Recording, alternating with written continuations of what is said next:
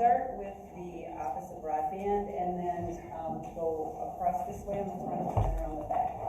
I'm Diane Wells. I know some of you. I'm the Deputy Director at the Office of Broadband. I've been with the office since it opened back in 2013.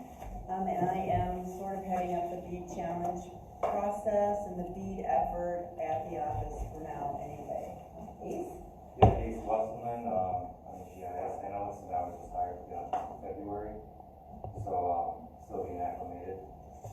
But, learning a lot. Hello, everybody. My name is Anna Northwood, and I'm the Community Engagement and Special Projects Coordinator with the office. I've been there since December, and you'll probably hear me taking notes throughout today's session. And you will be getting a follow-up email from me throughout your email in a second. I'm Kathy Lund, Vice President of Network Support Operations with New Era Communications, and we're a regional service provider. And Minty's and the internet user. Hi everyone, I'm Benya Kraus, former Executive Director of the American Connection Corps, daughter of Benji Kraus, sister of Benji Kraus. And I'll also be actually starting on Monday with a national nonprofit called Resource Rural that aims to bring federal investments to rural. So, glad to be here from Waseca. Hi, Steve Kraus, based in Waseca County, American Connection Corps fellow, serving Waseca County. My name is Ann Tracy, and I write the Blandon on Broadband blog for the Blandon Foundation. Brandon works. I'm with the City of New Ulm, the public utility. I'm Ava. I'm a reporter at Midcoast. Brittany, and I am with MediaCom, and I work for the Grants Department at MediaCom. I am Teresa Sunday, based in Waseca, MediaCom. I'm the Director of Government Relations. Zach Graswich, also with MediaCom, Senior Director, Area Operations, Minnesota, Wisconsin. Barbara Jeremiah, Broadband Consultant for Leesburg County. I'm Barry Mulcron. I'm the Fiber Manager for Scott County. Nice to meet everybody. Steve Herman, Regional Manager of Access Networks. Okay, so we have a good mix of community folks and providers. We're doing a few in-person outreach events, and then we will be doing a webinar on Monday for people that couldn't make it to the in-person meetings. I think Anna just said you all had copies of the slides, so that was nice. And there are, I think, a couple of other handouts. And then we'll have a webinar, and our portal is opening on Monday as well for the challenge process. Today we're going to talk about just a broad overview of BEAD, and then we'll get into some of the details on the challenge process, and then what happens after the challenge process, why you may want to engage, what you can be doing now, and how the program differs from the previous Minnesota broadband infrastructure programs. As you probably all know, the federal government is making $65 billion available for broadband nationwide, and there are two programs for that funding that the states are going to administer, and both are being administered by the National Telecommunications and Information Administration of the U.S. Department of Commerce, and then under that guidance issued by NTIA, the two programs are the BEAD, or Broadband Equity Access and Deployment Program, and that is for infrastructure. And then the second program is the Digital Equity Funding, and that is being administered by a couple of other folks in our office handling digital equity, digital opportunity, and we won't be talking too much about that today at all. Minnesota, the state, is receiving a formula-based allocation for each program. And then each program requires the state to develop a plan for how it will spend its allocations. For Minnesota, the state's BEAD allocation is just under $652 million. And the details on how we're planning to spend that money is to be included in our what's called the initial proposal. And the initial proposal covers the challenge process, what locations are eligible based on the NTIA guidance, what the application process will look like, the sub-grantee selection process, and all of that is subject to NTIA's approval. And then the initial proposal is broken down into a volume 1, which is largely the challenge process and the list of eligible locations. That plan has been approved by NTIA, so we are moving forward to implement it. The volume 2 is more of the details on how we're going to select our sub-grantees, what our application form will look like. That is still under review by NTIA. In fact, we have more hearing. I think we're 12th, 14th round of hearing is due Monday. And so together, those two make up the initial proposal. The federal BEAD program has priorities that the funding is intended to use.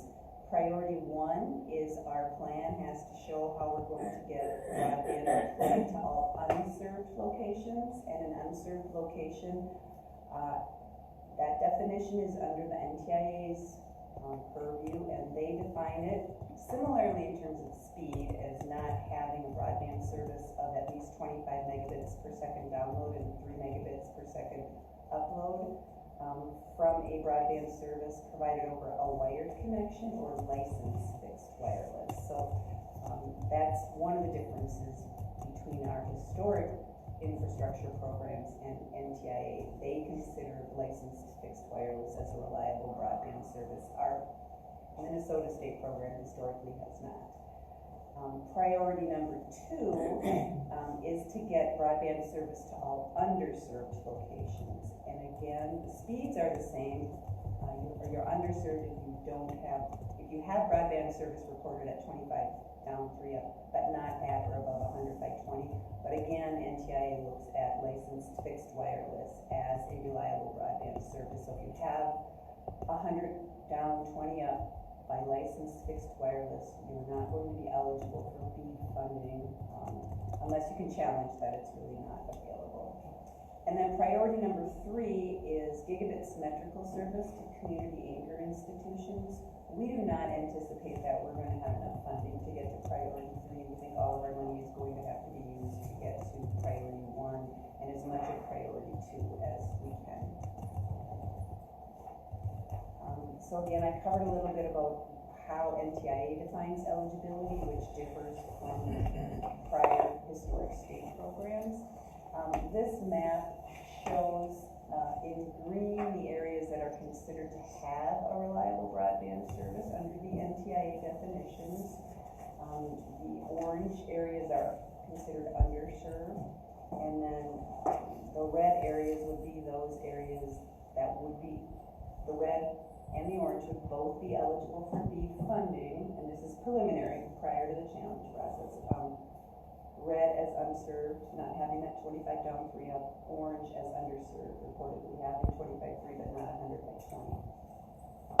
And so this challenge process will be to look at locations and see if any of these need to flip, from red to green or green to red or orange. The overall BEAD timeline, the funding is coming out of the Infrastructure Investment and Jobs Act, which President Biden signed on November 15th of 2021. In the IIJA, the indication was that the state allocations were to be based on a new map prepared by the FCC. So the FCC was busy working on its map. They updated the NOFO came out on mid-May of 2022. The new maps from the FCC came out May 30th of 2023. So already right there you can see it was about a year and a half before those new maps were ready so that NTIA could issue the allocations. So once we had the NOFO, then we had the new maps, and about a month later, NTIA issued the state allocations. And those allocations by state were based on the number of unserved locations, and then to some extent how many low-income areas you had in the state. So our allocation, like I said, was just under $652 million. We were one of the first states that signed up on our allocation, and so we had to submit our 5-year action plan by July 12th. So we were in the first handful of states to sign that, and we got that plan in. That varies depending on when you sign for your allocation, but your initial proposal, all of the states had the same deadline, because that was 180 days after the allocations were announced. So all of the states had the same deadline for the initial proposal, and the bulk of them submitted at or near that deadline, which was the end of December of 2023. Since December of 2023, the NTIA have been reviewing all of the volume 1s and volume 2s submitted by the states. Technically, it's the eligible entities, so it's all 50 states, Washington, D.C., and I think about 5 territories. On May 29th, we did receive word that our volume 1 was approved. So we were one of the latter states to have our volume 1 approved. We were holding out and trying to have our BEAD program as similar as we could to our historic border-to-border lower population density program. So that was the bulk of the reason for that delay in getting approval, was we kept going back and forth with them, and in the end we had to conform to what they wanted, and we were unable to convince them to accept our proposals on particularly some of the issues with fixed wireless being eligible for BEAD. They did accept a module from other states and from Minnesota that cellular fixed wireless areas would be eligible for BEAD funding unless challenged by the cellular fixed wireless providers, but we couldn't convince NTIA to also categorize initially the licensed fixed wireless as eligible until and unless the licensed fixed wireless provider could prove that they actually could get service to those locations. In other words, putting the burden of proof on the provider. They wouldn't accept that, and so right now the burden of proof to show you don't have service as the licensed fixed wireless provider reports is going to have to be done through this challenge process, and even then it's a somewhat burdensome or high bar to get it through. So that's our volume 1, so we're proceeding on that. Our volume 2 is still under review. Like I said, we have more hearing due on Monday. We are hearing, mainly in the trade press, that NTIA plans to have all of the volume 2s approved by the fall. I think they just approved Massachusetts yesterday, and I think that was the 15th state that actually now has both volume 1 and volume 2 approved. All of the volume 1s are approved. Once your volume 2 is approved, the year-long clock starts to select all of your subgrantees. However, what we're understanding from other states that have gone through the process is when we complete our challenge process for volume 1, and we have our post-challenge process list of eligible locations for BEAD, that all still has to be reviewed by NTIA. So what's been happening in some of the states that now have the clock started because their volume 2 has been approved, they still don't have their final list of BEAD eligible locations approved by NTIA.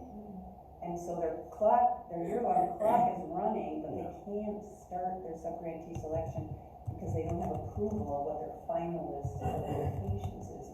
You really can't ask providers to apply when you don't know where locations are that are eligible. So NTIA has been issuing more guidance on what they'd like to see submitted for those challenge processes, and so hopefully that, while some of the states are taking a long time, by the time they get to ours, it should hopefully be a lot quicker. But we won't finish our challenge process probably until November, and so if they approve early fall, we're still going to not have that full year to select some grantees, which to us is potentially a problem because we have to do 3 rounds. And can you tell, maybe I missed it, what's all involved in volume 1 and volume 2? What's the difference? Volume 1 is pretty short. It's it's how you're going to do your deduplication. So how you're going to establish that list. And deduplication really is a word. But we have a lot of federal programs that are funding broadband. And so maybe they're not built yet, but there's a commitment to build those. And so if there's already a commitment, and what's technically called an enforceable commitment, then those locations aren't going to be eligible for BEAD because they're in line to get service from another subsidy program. There's also a challenge process, so if somebody is going to be doing private investment, they can challenge and get those locations to say, an enforceable commitment because they have plans to use their private money to deploy service. So, the last thing the government wants to do, and we've run our program this way for the 10 years we did, we don't want to put public money into an area that's going to get broadband because the private provider is going to go in there with their own money, or a community might have put local fiscal recovery funding from ARPA in, even if it's not built yet, but it's scheduled to be built, there's a contract in place, then we're going to say, okay, those locations are taken care of, they're not BEAD eligible. So that's the deduplication, getting all those locations off of the list. Because the list starts with who currently doesn't have service. So the deduplication, the challenge process, what you have to do to challenge, the reasons for the challenge, and then the list of eligible locations. That's all in volume 1. And then volume 2 is the application, the gating criteria, because the provider has to show they're technically, managerial, financially, and operationally capable of building a network. There is, what do you do if you have 2 applications for the same area? How do you resolve that? That's in the volume 2. What is the low cost option? What is the middle class affordability option? How are you addressing climate change? How are you addressing workforce issues, supply chain issues, cybersecurity? All of that's in volume 2. So it's probably about twice the length. So is this challenge process that we're going to be discussing today, is it for volume 1? It is the challenge process that we outlined in our volume 1. And so what we're doing now is executing our plan for volume 1 by having this challenge process. All right. And Anna has taken, the way the curing process works with NTIA is they open up text boxes and you can correct where they want you to correct in the text boxes, and then they spit back out an intake summary of the whole thing. And it's sort of hard to read. So Anna has taken that intake summary because that's the officially approved volume 1. And now we have our volume 2 that we have a draft of that has had curing. So it's different from the one we posted back in December when we submitted. So Anna has created a PDF of the approved volume 1. And she's getting ready to post, as soon as we've all had time to review it, the current volume 2 as we have it, because there have been some changes from what we submitted, and that should get posted hopefully next week, just so people have an understanding of where we're at right now. And then when it is finally approved, we will get up that final approval. And then through volume 1, yes. So we had the intake summary up pretty much after it was approved, and now we have this nice little one. Oh, and then the last thing on here. So once we have selected all of our sub-grantees, we have to complete a final proposal. That's the one that's due 365 days after our volume 2 is approved. So the volume 2 is approved in fall of 2024. The year would be fall of 2025 when we would submit our final proposal, which would have all of our sub-grantees selected and where they're going to serve. So that's the earliest. And then that goes back to NTIA for approval. I don't know how long that'll take. This has never been done program before. So let's say it's late fall, winter of 2025. Once that's approved, then we can fully execute the contracts with the selected sub-grantees or the providers, and they would have 4 years to build. We have a couple of outstanding questions with NTIA right now, whether before we can fully execute a contract, if they need to have their permits in hand approved, because that could take another year to get that done. And then we know providers may not want to sign a contract in October of if we're all ready to go and we could sign by October of 2025 or November, December, they may not want to sign a contract in the middle of winter because the date of that contract starts the provider's clock of 4 years to finish construction. So you might want to wait until you can actually start construction. So. And will there only be one cycle then? No, well, we are hoping to have, that's why that year is so important to us. We are hoping to have 3 selection rounds. And the first round will hopefully focus on the unserved locations. Because at this point, we're having another year or 2 pass. We're seeing some pretty high costs in our current grant round where we're reviewing our the state funded $50 million round. And so we're a little bit worried about where costs are going to go, especially now with 50 states and 5 territories all, demanding labor, demanding fiber, electronic components and stuff. So, and the providers, because of the delay and because of the 4-year construction season and their uncertainty, they may come in high just to build themselves with a cushion, because once we sign a contract, they're obligated to build that network at the amount they signed to. So they're not going to want to underestimate or be, they're going to want to make sure they build in a cushion in case their costs are higher than they think. But right now, Diane, you're planning to at least tentatively have 3 rounds. We are planning to have 3 rounds. So the first one focusing on unserved, and we recognize that to get to the unserved, you would maybe want to include underserved, or to make it financially feasible to even apply, you may want to group it together. And everything will be penciled in, and then we'll have a second round, and then we'll have hopefully a 3rd round.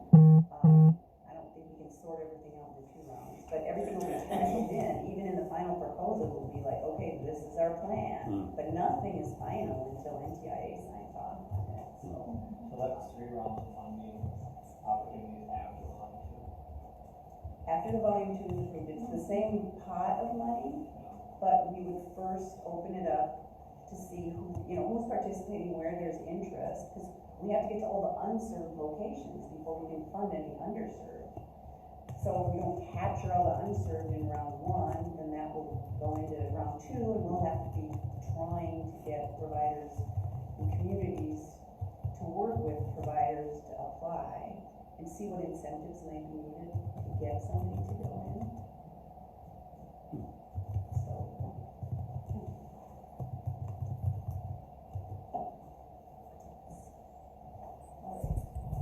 So the timeline, which I think we have covered a little bit. For the BEAD challenge process, the timeline. So we are using our vendor Connected Nation. They helped with some of the math prep, some of the data review, data deduplication. Because we also are pulling out any round 7, 8, 9 of our border-to-border or population density projects that we funded that haven't been built.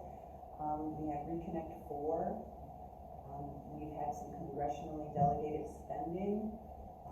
Even with the challenge process going on, we know we will announce our round 10. We will have our round 3 of line extension. We have monthly meetings with the U.S. Department of Agriculture, which runs the Reconnect program and the Community Connect program.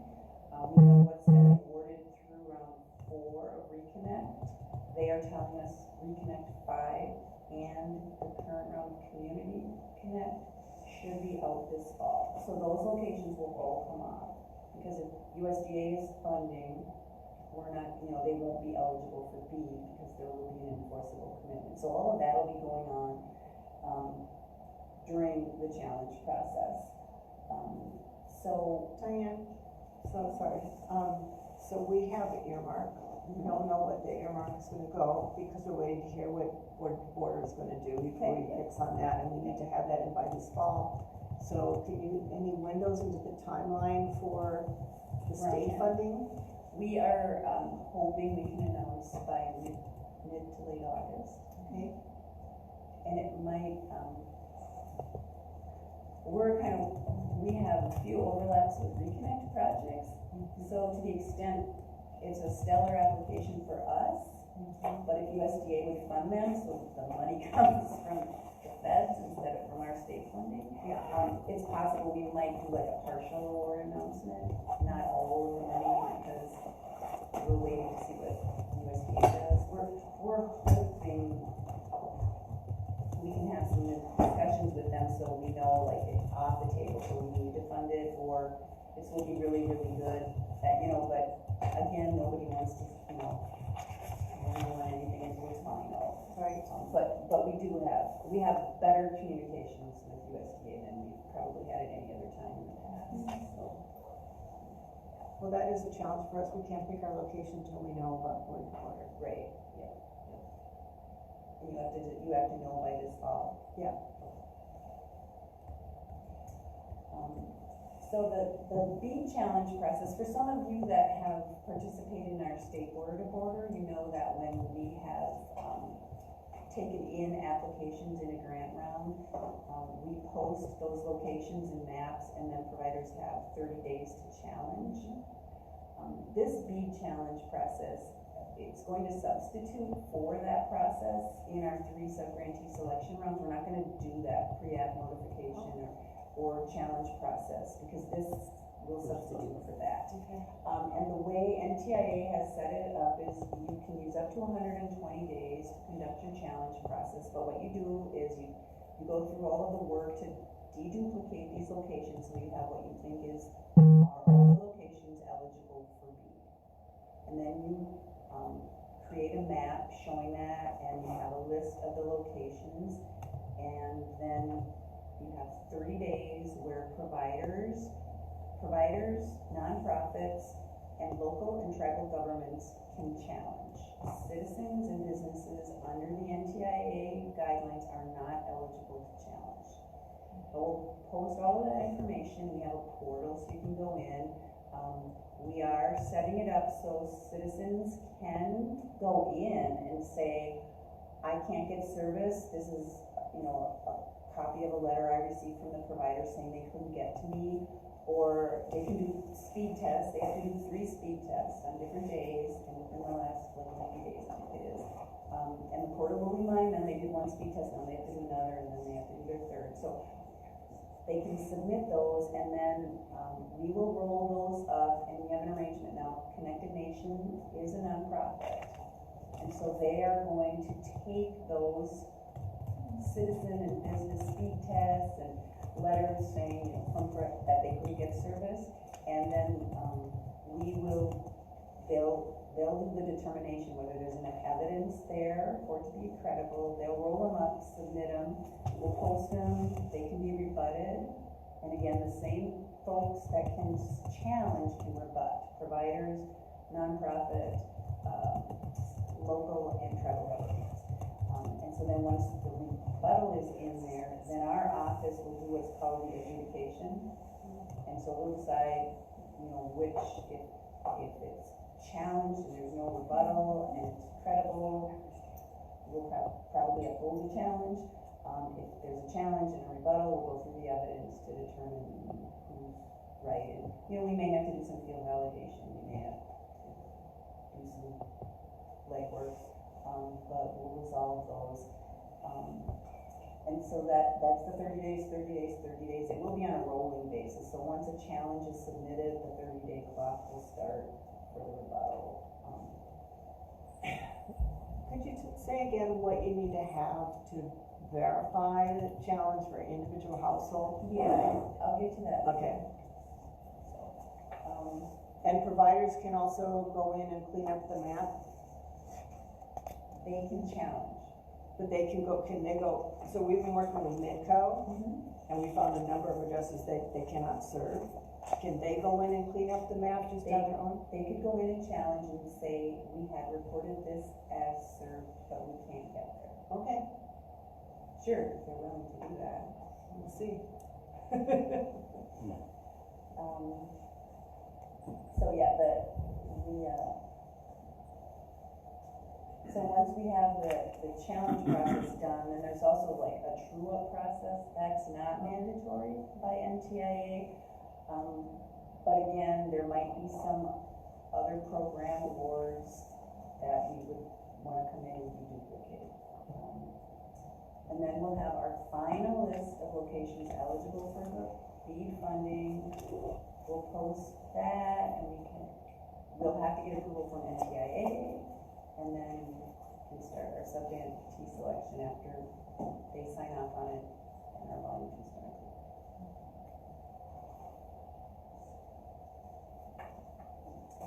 Alright, so the BEAD challenges are allowed for availability. A provider might say, oh, I said it wasn't available, but now it is. Or a household could say, well, it's supposed to be, my location is showing it's not eligible, but I can't get anything, and here's the letter I got from the provider saying, oh, sorry, we can't get to you. I think I get letters from the provider, Well, a chat, they're recording a chat, they have an email, to document that they don't have a speed test. Of course, you have to be a subscriber to do a speed test. Right. So, yeah, and I get exactly where you're coming from, Barbara, because I have a provider saying they can get service to my location. And to prove they can't, I have to pay the $70 installation fee and then have it connected and then run speed tests. Yeah. So, and I'd probably never get my $70 back. Right. So I'm not really willing to do that, but, yes. We're also able in that true-up process, there are a lot of pending challenges on the FCC map right now. So if the FCC were to find that the service really isn't available, we could improve that through the true-up process. The speed, and again, that's like the speed test, and you have to show that you're actually subscribed to like 100 by 20 speed, because obviously if you're only paying for 25 you're probably not going to be getting 100 by 20 anyway, so you have to, and then there are instructions on how to do the speed test. Am I correct in saying that's only if it's licensed spectrum anyways? Correct, yes. So, I don't know, so I don't know that a lot of those in that application are licensed spectrum right now, are they? Midco. Yeah, in some areas, but I don't know that in totality, a lot of those areas are yet licensed or will be licensed maybe at some point. So, yeah, so if they're showing as allergy is Midco, the whole problem is Midco. And it's all licensed It's spectrum all right now? licensed spectrum. Okay. Yeah, then it would be showing as not eligible, and so then you would, if they have you're saying with Midco, the service is not available at all, or they're not getting the speeds? Okay, the service is not. if you can get service, it's okay, but you can't get service. That's the problem. So they should be, so if they're calling to order service, I mean, even just the notes from that call saying, I called on, okay, thanks. Latency, round trip exceeds 100 milliseconds, that's part of the speed test. An unreasonable data cap. NTI hasn't defined what unreasonable is, so maybe we'll get more clarification. I don't know. The technology isn't what you were told it is. It's business service only. This has kind of come up where locations were showing as being served on the FCC map, but when you called to inquire, it was business service only. So, yes. Well, and if you're a resident, you couldn't order it. So then you would be eligible for BEAD. If there is an enforceable commitment, in case we miss some on the deduplication, if a provider would challenge and say, I have an enforceable commitment to serve here, then we look at the documentation and then pull it off of the eligible list. Or I'm not part of an enforceable commitment. The location's a community anchor or it's not a community anchor. And the location eligibility, no, the community anchor, because we don't think we're pretty sure we're not gonna have enough money to get gigabit speeds to community anchors, we're really not encouraging folks that have a location that might be classified as residents to move that to be a community anchor, because you could be taking yourself right out of being eligible for BEAD funding. So. Dan, can I ask how, so I'm looking at your map right now, and eligible BEAD. How did you arrive at that data? Was that from the NTIA? are connected, are you the red and the green? Yeah.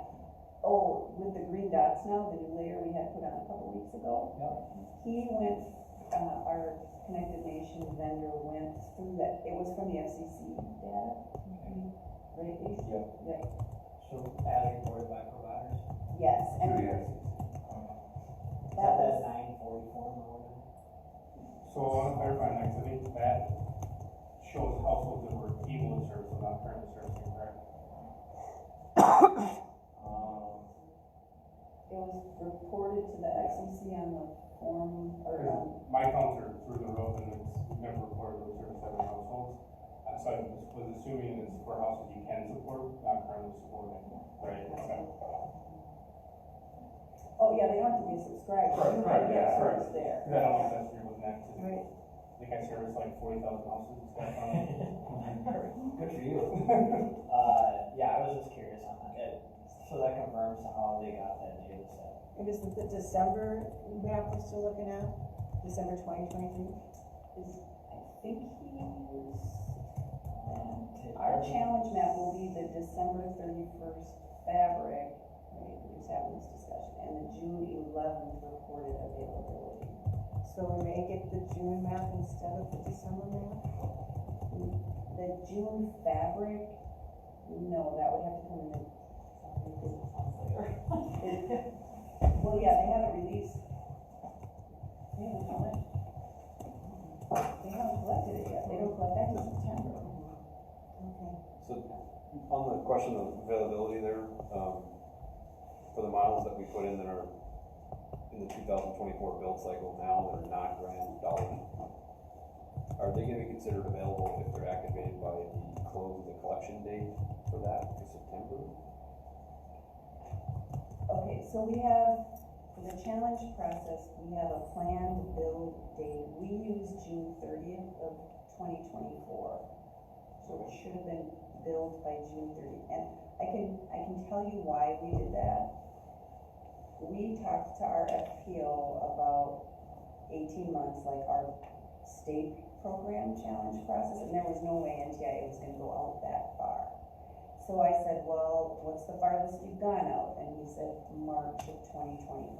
And I said, well, what if we use December 31st of 2024 as if you have your planned build done by that date, then you could challenge. And if you didn't have it finished by then, we could add you back, those locations back on as BEAD eligible. And he said, oh no, you can't add locations back on as BEAD eligible. So I'm like, well, then there's absolutely no benefit going from June 30th to December 31st. So I know for our challenges to our state program, we're going back, and if we have found in round 8, 9, and 10, and we're doing this with round 10, if you challenged and said, I'm gonna be building there, so don't award state funding, we're going back to those providers where 8 and 9 where we found it to be a credible challenge. And we're doing this for round 10 where, you know, if we find it to be a credible challenge, you have to sign this document saying it is an enforceable commitment. And we're gonna use that as our evidence to take those locations off of the BEAD eligible list. Because again, if you're gonna build there, we don't wanna subsidize somebody else to go in the same spot. We have enough trouble getting one good provider in the rural areas. Why would we have government money go to subsidize a competitor? So that's why if you've gotten some of those emails where you challenged and we've come back and said, hey, is this, you know, this is an enforceable commitment, you agree, right? We're trying to get that documentation and moving if that works.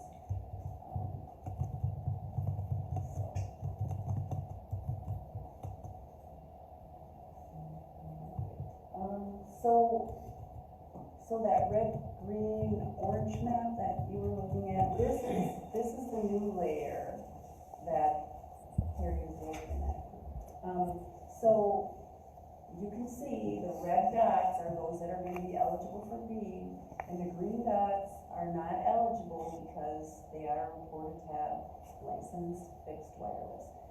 And then there are some minty green dots. If you go into our Minnesota map, so if you go on our website, Office of Broadband, and you go to mapping and data, and then you click on the first one is mapping, and then it's the interactive map, and you click on it, the very first layer, the top left, you can click on, what's eligible for BEAD. And the green, which is the area that doesn't match with how we have historically run our program, you have to zoom in to like the county level. Because the first time I went in, I was like, they're not there. Jen's like, zoom in, Diane. So you zoom into about the county level, and the dots will show up. If they're like a brighter green, that's licensed fixed wireless from a fixed wireless provider and not going to be eligible for BEAD unless challenged. If it's a mintier green color, those are the cellular. Oh, interesting. And so those are eligible for BEAD unless challenged by the cellular fixed wireless provider. And so that means it's an AT&T, Verizon, T-Mobile, if it's that minty green. And we haven't even seen any AT&T reported until this last map run. That was very recently. Very recent AT&T starting to report. But, so that's that. The good news is, from what we're hearing in other states, the cellular fixed wireless providers have not been challenging. And to confirm, it was December, Okay, thanks. That's the data set we're looking at. Okay, thanks. But it's those green, and this area, because we did snips from the area when we were up in Chisholm, Minnesota, there wasn't this green, fixed wireless doesn't work very good out there. There's a lot of it here. So a lot of your areas, locations aren't going to be eligible. I don't know what you saw in Rochester. That probably had to be less because of the gloves. yeah, it wasn't really that. We know the whole southwest corner of the state has a ton of licensed fixed wireless reported. So, and some of that's varies. Does yours go 100 by 20? Oh, yeah. Yeah. So The some of it, license does. I mean, we have some unlicensed, but we have licensed. yeah, but I know Meeker has some. But I don't think in talking to Finley, I think the smaller companies do a much better job of only reporting the locations they can actually get to versus some like, Midco apparently overstates. They reported they can serve 14,000 households, and they are really serving 50. So yeah, if you are a household and, you can challenge, there is that area challenge too that you can do. If you can get within a census block group, if you can get the number of locations within the group that can prove they don't, then that takes the whole census block group out and makes it eligible for BEAD unless the wireless provider could come in and prove they can actually get to every location. Who defines what the census block group is? Is that already on the map somewhere, that these would be these 8 together and those 4 together? Census.gov. Yeah. I don't know, but how do you group them from that? It's the census groups them, we don't. Well, the census does group them as Yeah, well. the census, and it doesn't reflect almost anything we know. Yeah. It's very unique, and it doesn't. Yeah, it's by the numbers are, like, the first numbers are all the same for the group, and then each. That's what RF would like. Yeah, if you have a GIS person. This might be a question for GIS.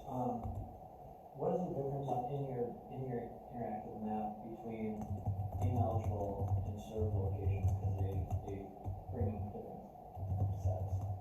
Maybe that's the conversation online, but when I click on your served locations, it also has green dots, and it's a lot more than what is listed for ineligible. The ineligible, would the served be the fiber, the projects, the wired projects as well?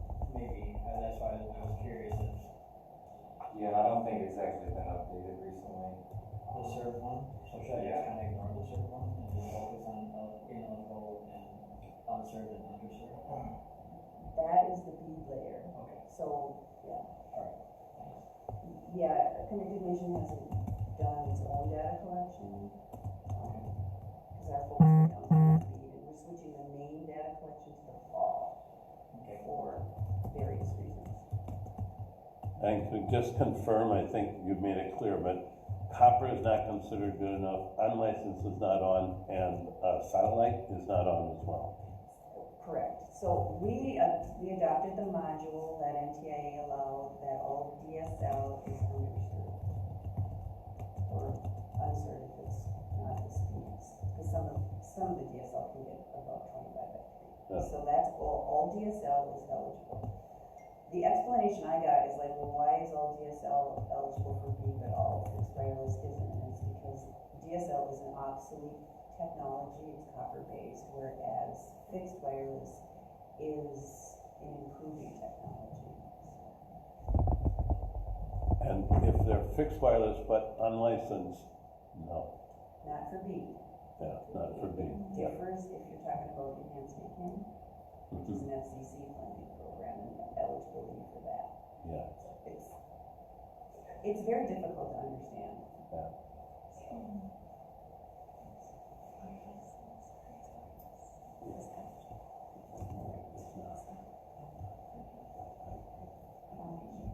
So these are just the explanations of what each type of challenge means.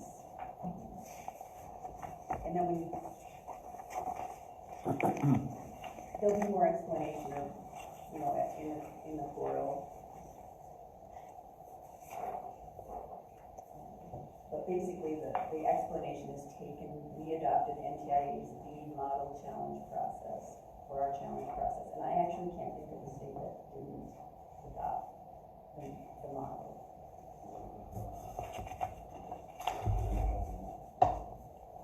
Now, I did have somebody ask me, the new labels, the FCC's broadband labels, if you can get a label that has your address and the speed expected, and it's below the 100 by 20, you could try submitting that and see if it's challenged.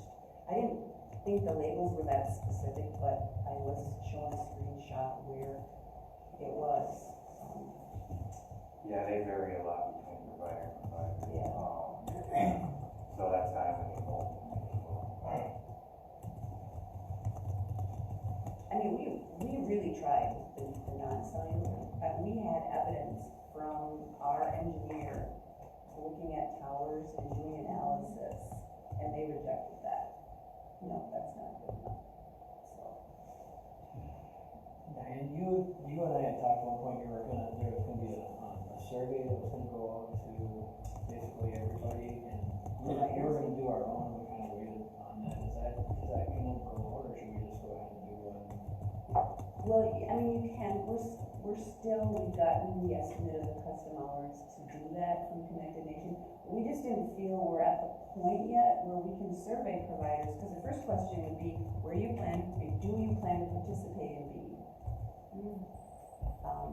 And to some extent, you've probably seen news articles where providers are saying, none of my members are participating. You know, are they still putting a stake in the ground, trying to get NTIA to agree to changes? I mean, some of that was during session, so it was a little bit political about some of the legislative changes that were happening. Now we're post-Minnesota session, but there's still a lot of pressure on NTIA to agree to some things. And we don't know what all the reporting requirements are. So, it's sort of unfair to ask the provider when it's like, well, yeah, I would if I knew what I all had to do, but we don't know what's all gonna, the requirements are going to be. So the first question about, do you plan to participate in BEAD? We're thinking maybe after our volume 2 gets approved, that we'll have a little bit more clarity. And then the second question would be, if yes, where do you plan to participate? And we want our vendor Connected Nation to collect that information, because we don't necessarily care who it is, but then they can help prepare maps for us and show, okay, we've got providers, here, and then show areas where there's overlaying. More than one provider is interested in that area, which would be helpful for our providers, because then they'll know, that'll be a competitive application. I need to put my best foot forward because it's going to go to the scoring rubric. And then the map showing no one's interested in going to these locations will help us know where we need to go out and see if we can get providers in the area to edge out, and it'll help communities that are interested in their broadband situation know they need to do a little bit more work to try to get a provider to come to their area, because nobody wants to. So we do plan to, but at this point, well, frankly, we haven't had time, but we also don't think providers have enough information to tell us. And is that survey gonna also poll residents, do you mind? No, it will not poll residents.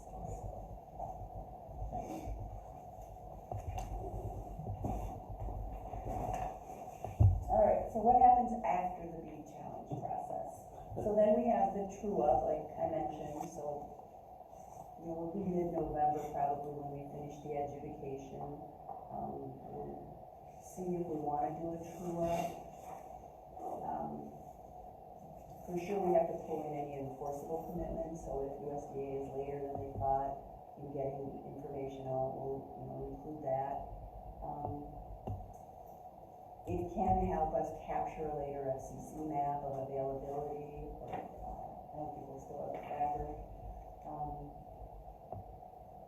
And then we also have to do the deduplication after the challenge process. And then that would be the final list we send to NTIA for approval. It's not ever going to necessarily be a perfect list, because there's always construction and decisions. It'll be living document.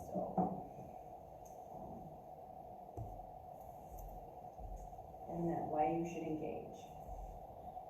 All right, so to make sure the map accurately reflects the broadband service available at your location, and then as a local government, a tribal entity, a nonprofit provider, you're eligible to submit challenges. And if you are hearing from residents and businesses in your area concerned with their broadband service, have them go to the portal and enter information to document that they can't get the service that was told they could get, or, if they're eligible for BEAD, they don't have to do anything because they're already eligible. They will need to watch, you'll need to watch it to make sure a provider hasn't challenged to flip that location from being eligible to not being eligible. You should also engage, because even if your location is eligible, like I said, what if nobody wants to serve you? Or what if it's a technology you really don't want? So that's why it's important for communities to still be working with providers on an application for their area, to make sure that, well, okay, we're eligible, and this provider who we like and are happy with their rates and their service and their quality is going to submit an application. Or the provider might need some more incentive. We can fund up to 75% with BEAD funding, but anything over that, we can request a waiver from NTIA, but that's not our decision. And whether we request a waiver it's gonna depend to some extent on the showing why more than 75% is needed.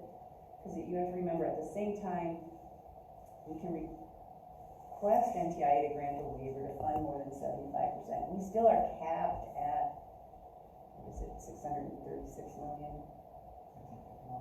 Well, we have the 5 million we took out for planning, and then we can use, I think, up to 5% for administering. We had to hire a challenge coordinator. So we're still capped at that amount. We have to show we've gotten broadband to everyone. So the more we fund with fiber, and assuming it's under the extremely high cost per location threshold, which it has to be considered for fiber, then we have to look at alternative technology. So this money will be used to fund some fixed wireless, potentially satellite. And there may be locations in the state that are so remote, and they're the only one or two there, that satellite may be the solution. But yes, this is not all going to go to fiber. We argued that with NTIA, just let us take all this money and roll it out like we do for border to border and just put it out with fiber. Because to Minnesotans, high-speed internet means fiber. And they're like, no, you have to show you're getting something to everyone. So the more expensive that fiber is, the less of it we're going to be able to fund, and the more of it we're going to have to use to get fixed wireless in. So back up for a minute. So you're a small southern Minnesota county that's flooded, and everybody's doing FEMA applications and all distracted with that. So someone in the county would need to go into this map and sign us up to do a challenge process. No, you can have your residents and businesses go in. Connected Nation is a nonprofit, and they are gonna roll up all of those challenges. So the county does not need to do anything. We just need to get residents to go and do the challenge individually. Correct, that have the residents go in that are complaining about their internet and document. And that starts next week. The challenge portal will open on Monday to play around with and get accustomed to it. The formal date for the challenge process starts July 22nd. And it'll go to the end just before the state fair. Yeah, I think it's 21st of August. It's 30 days. Okay. But don't wait until the last day. Just No. in case you get an email saying, you know, you didn't have enough evidence or whatever. So. Okay. But yeah, that's relatively new from a couple of months ago. We were hoping Connected Nation would, then we were concerned they wouldn't be able to because they're our mapping vendor. But because it's another entity, FGO or Sanborn, the mapping company is building this portal. Okay. Connected Nation is walling off one person to go through all of these, so they're gonna. Okay. Is Connected Nation hoping that folks like us contact them and work with them, or? You just need to go in the portal and complete the documentation, and then if you have questions, you can ask us, and we can, you know, email to deep.broadband@state.nn.org, and then we can get them to Connected Nation. Come to our county fair booth. We'll have it there. Question about the data, just so those of us that are gonna have to review potentially tens, thousands of addresses, do we have any sense of what the makeup from the Minnesota map that we've been working on for all these years and the FCC eligibility map? Is there like a 10% fallout, or do we have any sense of how many homes are gonna be in that green now versus red later type thing? We're just trying to get a sense of how many addresses we're gonna have to go through and pull maps for. We just did this in Iowa. And our portal vendor is the same as Iowa. Okay. So but we have the newer version of the map, because I think that one was June of 23, right? Yeah. Yeah, so we'll have the December 23 fabric. So, I know we were getting a little bit of pushback from NTIA this morning, when I was on the call about bulk downloads, because you have to draw the. Right. Yes, that will still be the case, but we've had some conversations with other providers, and the fact that we're using a newer map should help alleviate some of those issues. Like the storage units. They count rooftops for the fabric IDs. So if you had a 100-unit storage facility, it counted like 100 units. And that was a real head scratcher for us when we were doing the reviews. Oh, the FCC? Yeah. We have a separate project we're doing with Geo, working individually with counties to have the counties review the parcel data compared to the FCC's data, and then Geo is submitting corrections. I think they've done about 10 counties so far. I know they're talking to, let's see, I don't know what's in yet. Just to slowly, separately correct that data, and it's been a struggle working with the FCC, because they think they're right. Well, take a resort that's been broken out into condos. Nope, that's one unit. We're like, no, a resort for tax purposes has 12 taxable homes now. It's 12 people that need internet, not one. But yes. I'm on Connected Nation, I'm not seeing where money would go to challenge. Where what?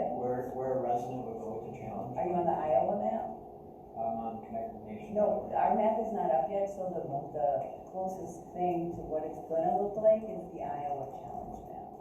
So just Google on Iowa BEAD challenge. Our map will be up on Monday to play around with. So just building off of that last question, with all the work that you've done on the state of Minnesota maps, were you able to submit that as part of the state BEAD challenge process the first time around to to say our data is more accurate than No, FCC? the IIJA requires the use of the FCC maps. And So are you using the state maps just for border to border then? You can't use it at all for BEAD? And actually, because we shifted the main reporting for the state maps to the fall, because the state law says we have to have new maps up by April 15th. Well, when they did the data collection at the beginning of, January and started, we get the data and we just had very little time to turn it around to post it. Plus, if you remember, it worked great when every spring we learned if we had grant money to do a round. So we post the maps in April or May, we open the grant round in July, we decide by, we do the challenge process. We had those new maps for people to decide where they could apply for, and then make announcements in November, December.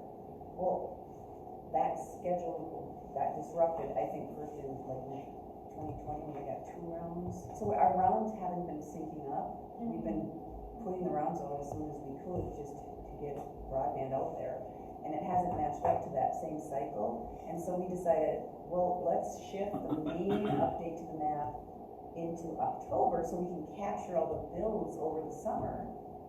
And then it gives us enough time to look at the data, analyze the data. Ann knows that we'd post and she'd call me with all these questions about why did Waseca County go from 25% gigabit speed to 15% gigabit speed. I mean, it didn't always go the way you thought it was going to go. So this way we'll be able to have a lot of those answers in hand before we post the maps by getting them from Connected Nation, like at the end of December or January. And then filter and post it. But, so it's better for us, it gives us a little more time, but it captures that summer build. Yeah, So, but you're using those maps, the state maps, really for your own purposes. They have BEAD, the FCC is not really gonna take those. well, and ours are a little bit outdated right now too, because we haven't had a good data collection since, actually, we had a minor update in October, but it was the January, it was 2022, December 2022 was like the last, because a lot of the providers give us the same data that they give to the FCC anyway. So when we get calls from people, we've actually been going, I have, and I think a lot of other people have been going to the FCC maps to see what they're showing as available. Keeping in mind the questions we have about what some of the providers are reporting to the FCC, but just to help,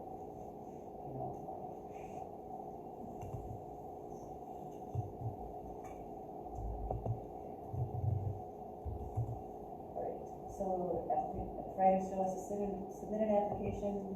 There is a lot of BEAD money, but your location has to be eligible for it. And then keeping in mind that, and this is really hard, I think, for the public. The requirements for this program are very different. And even though our legislature said we have to, administer the BEAD funding through the border to border and lower population density, and we tried to do that with NTIA, we got it rejected on a number of fronts. So we are really just calling this BEAD funding because it's so different from our border to border and low population density.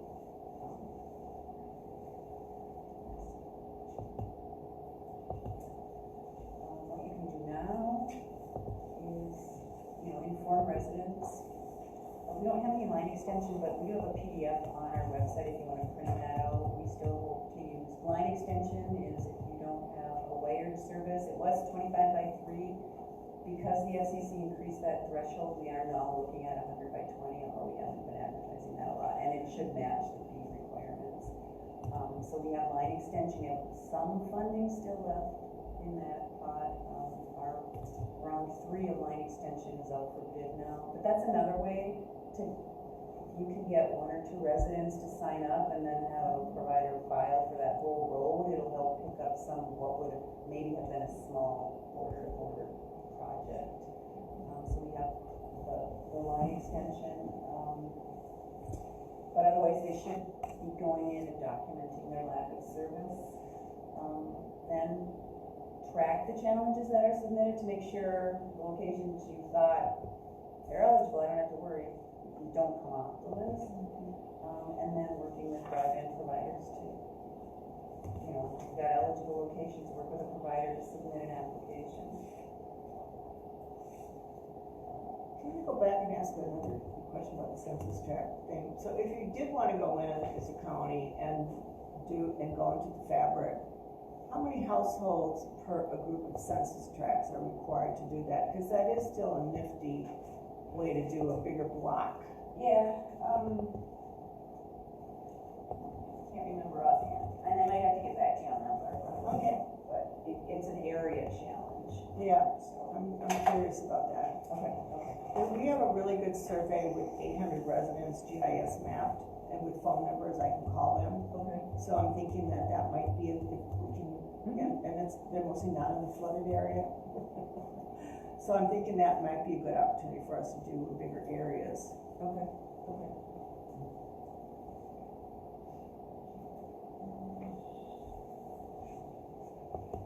So how BEAD is different, we talked about the difference between what's broadband service for our state program that is wired. For the BEAD program, reliable broadband service includes licensed fixed wireless. The timelines are longer. We normally allow providers 2 full construction seasons. Here it'll be 4 years. So, we're looking at 2030 before the projects would complete, potentially 2031, depending on approval and when the contract's actually signed. Now again, it could be done sooner if it's a smaller project, but the timeline is, and that's not unusual for the federal programs to have longer timelines. The compliance requirements are most certainly going to be more extensive. We saw a jump when we went from the state border to border and lower population density programs to the ARPA capital projects funding, a lot more reporting required. This will be, I think, even a bigger leap.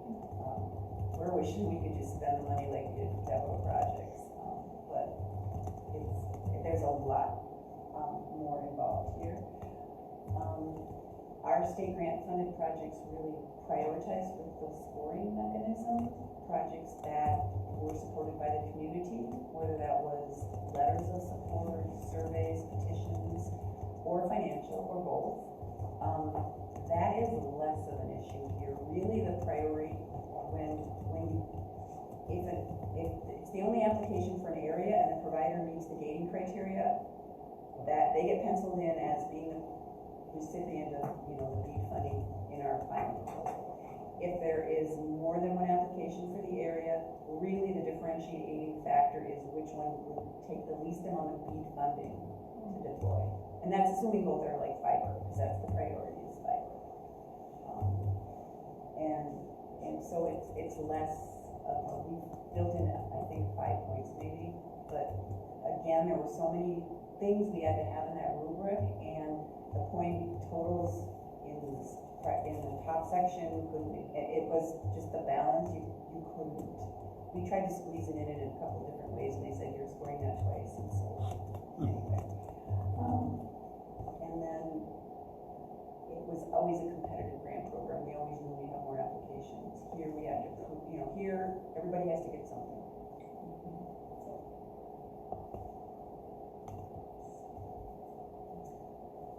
The challenges to deployment, conflicting speed goals, the definition of broadband, will all locations receive a bid? Weather, time, external funding or match sources, permitting, environmental review, that's an issue. We're still trying to sort out. NTIA keeps saying, well, we're doing all of these things to make it go faster. We're trying to figure out what that means. We are looking at hiring a permitting coordinator in the office. The mapping, supply chain, workforce, the line of credit requirement, the reporting requirements, the guidance is continuously still coming out from NTIA. Some of the issues I think with the providers, it's grant funding, but they have to pay taxes on it, so that, the interest rates are higher now. So if you add up all of the higher expenditures associated with this program versus doing it in-house, a smaller project or what they can afford, nibble by nibble, it's a big ask of providers to participate in this program, because the benefit isn't, here's 75% 25%, you know, it's not as attractive as it maybe even a 50% with a lot less, strings attached was. And, you know, frankly, the really attractive areas in Minnesota are gone. I mean, what's left is just the more difficult areas to get to, so.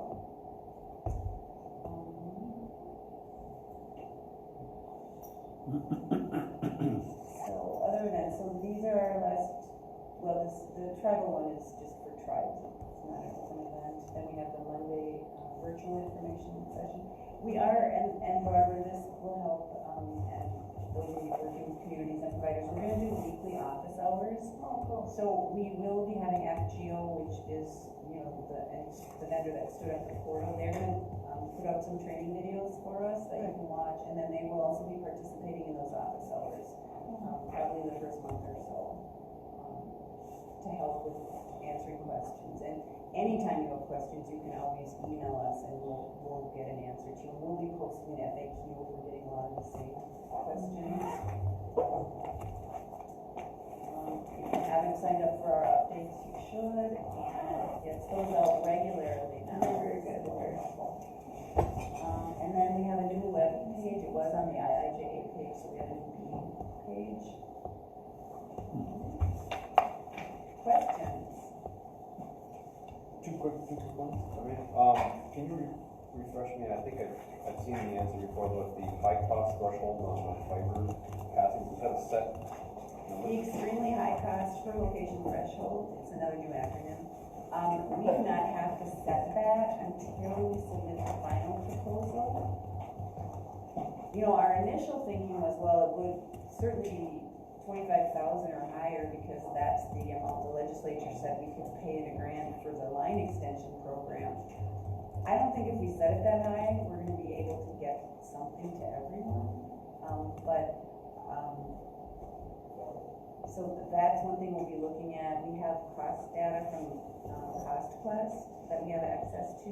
We are also in the process of hiring a vendor to do a cost study for us of what it would cost to do fiber to all remaining underserved locations in Minnesota, and fixed wireless to all underserved locations. Because we do have some concern that the Cost Quest data doesn't seem to be accurate from what we've seen when comparing it to the applications we've gotten in. So between our most recent grant rounds, 8, 9, and 10, the new vendors costing, Cost Quest data, we're hoping we can kind of come up with a figure of what it would cost, and not just statewide, but also maybe more regionally, so we know when we get applications in whether they seem to be too high, but also to help us set that extremely high cost per location threshold. Because remember, when you set it, I don't know that NTI understands this, because they keep saying how much money we have, but that threshold, if it means we have to get something everywhere, it could have to be pretty, low. And then once we exceed that threshold, you can't fund a fiber project. Let's say we set it at 12,500 per location. So we can't fund a fiber project unless the provider would ask for less. Then we can look at, then we have to look at alternate technologies. And initially that's licensed fixed wireless that can deliver 100 by 20. And then it's even unlicensed fixed wireless or satellite. Yeah, I'm glad you mentioned that. So something that came to mind is if you were a provider, like us, happen to have a license in a particular county where the high cost threshold, we know from all of our data from decades of doing this, it's gonna cost me $1 million to get to those 15 farmhouses. Mm-hmm. Are you looking to have the technologies blended on the same application? If we have license and Clever. Yeah. So you would say, I'll pick up this area with fiber if I can do this. We can't, again, that could be penciled in, but if there's a provider that would use fiber and come in under the high cost threshold, they would get that area. This is supposedly part of our bargaining that NTIA thinks we'll be able to do with providers in a way. You think? it's hard enough to negotiate with providers internally. I think where that might come into play is like, well, you've submitted this application here, we've got nobody that wants to go here, would you consider, going here too? So. I mean, I get it, I had a guy from up by Crane Lake, he's got a fishing camp up there. I looked at the satellite imagery, like there's nothing there for miles and miles. Paul Bunyan's, he's in the Frontier Historic Telephone Service area. He had an answering machine, so I think he's got copper TSL phone service, but they're never gonna put anything in from Frontier. Paul Bunyan said it would cost him $1 million. I mean, it was just in the Frontier Service area, it was real near the boundary. Well, okay, that, that's a candidate for that there, I'm sorry. Yeah. So. But I got yelled at because he understood this money to be for fiber, and I'm like, no. Well, his name wasn't Gary, was it?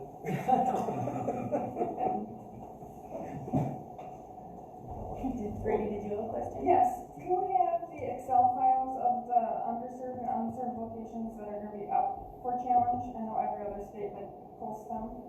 NTI just asked when we're gonna post those. We have to get them to Anna. We've got to put some framing language around them, because as you know, it's just going to have the fabric ID, which is gonna look like gibberish to anybody else that opens that up. And so we've got to put the correct framing language that here is the list. If you actually want to line it up to an address or that long, you have to get a license. Yes. So, yes, it should be up, hopefully, I don't know, our web personnel, she's back. Very fast. So, we should be able to get it up shortly after Monday. Okay. You mentioned, potentially bringing somebody on board for permitting. Can you expand on that a little bit? Maybe what you're thinking? We are trying to determine whether it should be like a temporary in-house position or a contractor. So we're working on looking at what other states have done and what their position descriptions look like. Frankly, we're just getting tired of getting a lot of calls from providers and then checking in with the state agencies that do the permitting, and it's like tracking where they're at, or what's required for a specific project, because it differs if it's state funded or federally funded, and then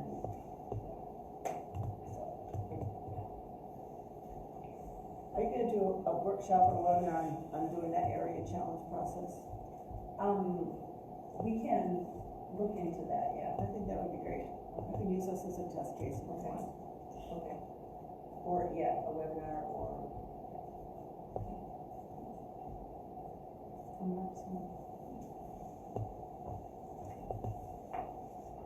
Any other questions?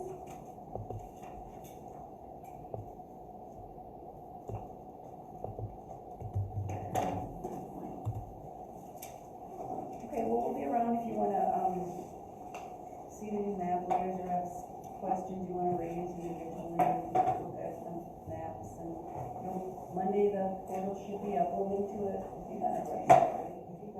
Yes. Yeah, we'll have to figure it out. Yeah.